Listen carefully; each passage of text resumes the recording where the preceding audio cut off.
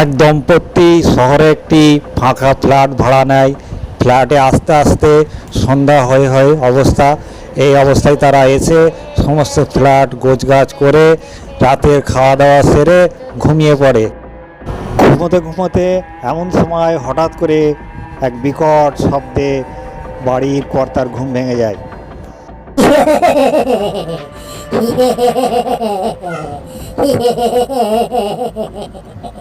চলে যা তোরা, চলে যা, বাঁচতে যদি চাস চলে যা। আমার ঘরে তোরা রুম ভাড়া নিয়েছিস, তোদেরকে আস্ত চিবিয়ে খাবো রে। কে কে কে কে কে আপনি? কে এত রাত্রে এই ঘরেতে? কে আপনি?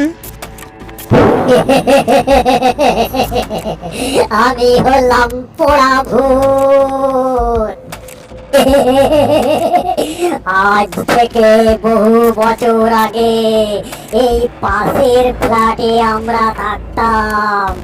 একদিন হঠাৎ করে ফ্ল্যাটে আগুন ধরে যায় এবং আমার স্বামী এবং আমার পরিবার সবাই পুড়ে ছাই হয়ে যায়। তারপরে আমাদের আত্মা ভূত হয়ে যায় এবং আমরা এই ফাঁকা বাড়িতে এসে আশ্রয় নিই। এই বাড়িতে যেই আসে তারেই আমরা কল্লা মটকে দিই। আমাদের কথা শুনলে বেঁচে যায়, না হলে তাদের রক্ত চুষে খায়। আই তোদেরকে সাবধান করতে এসছি, এখনো সময় আছে, এই বাড়ি ছেড়ে চলে যা, নইলে তোদের বিপদ আসন্ন। তোরা কি ভেবেছিস এই বাড়িটা এমনি এমনি ফাঁকা আছে? এই এত ঘন বসতির এলাকায় একটা ফ্ল্যাট কেন ফাঁকা আছে সেটা তোরা বুঝিস না?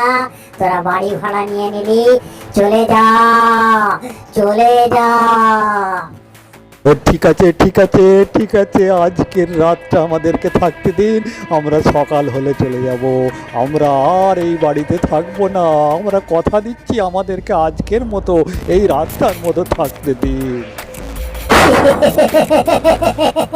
ঠিক আছে, তাই দিলাম, তাই দিলাম, তাই দিলাম।